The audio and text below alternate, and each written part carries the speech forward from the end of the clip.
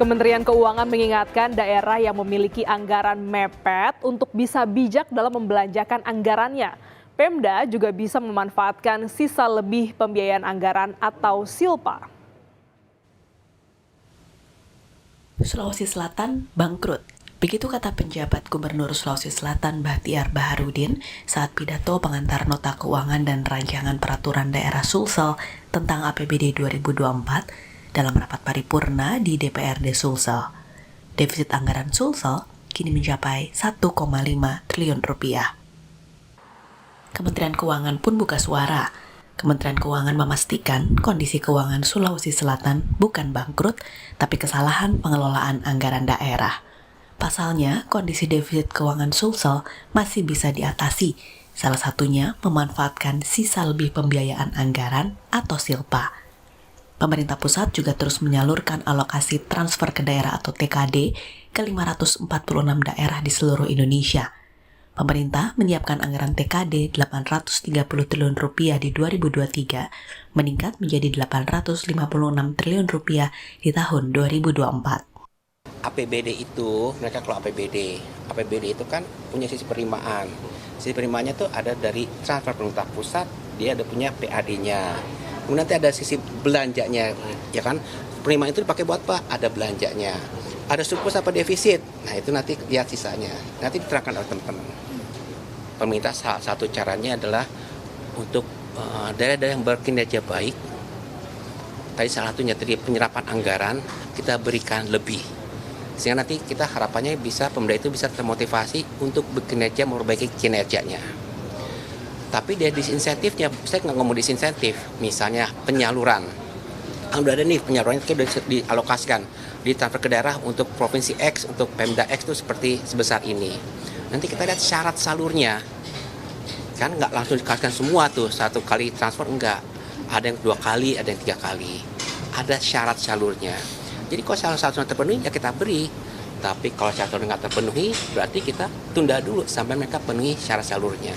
Itu caranya kita bagaimana, saya nggak bilang disinsentif, tapi supaya tadi Pemda itu tetap bekinerja, disiplin, menjalankan APBD-nya.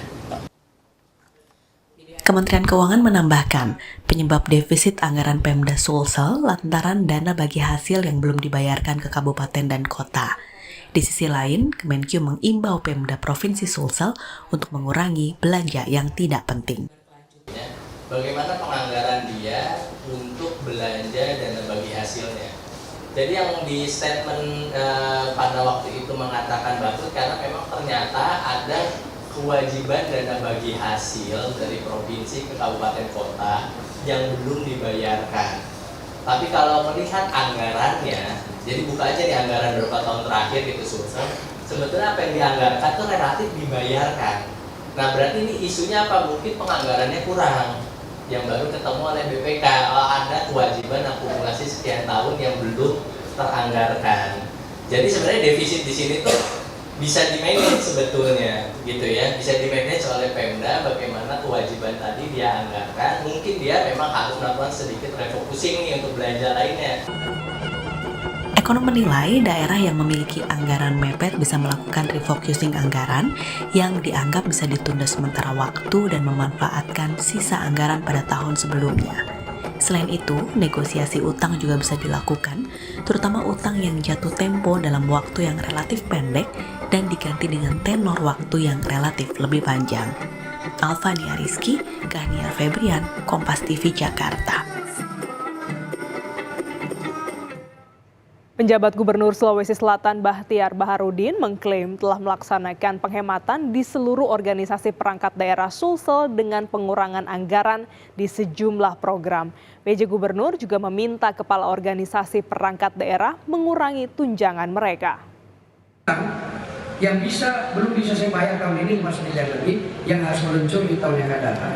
Oleh karenanya, inilah menjadi dasar patok saya untuk merencanakan, mendialogkan dengan teman-teman DPRD, menyusun APBD tahun 2024. Jadi kalau kita memang punya rencana belanja APBD 10,4 triliun, kurangi memang punya utang tadi. Kan kita sudah ada potensi 1,6 triliun. Jadi misalnya 10,4 triliun dikurangi 1,6 triliun, Berarti realnya yang kita bisa belanjakan itu hanya 8,8 triliun. Apalagi yang harus dibayarkan? Gaji pegawai, load yang semua yang wajib-wajib itu harus kita kurangi sehingga nanti ketemu angka dari 10,4 triliun itu realnya APBD kita yang bisa kita diskusikan dengan DPR berapa sih? Apakah hanya 1 triliun? Apa 2 triliun? Inilah yang saya maksud supaya kita itu membahasnya mulai dari keadaan yang sebenarnya supaya tidak menjadi beban baru bagi pemerintahan yang akan datang.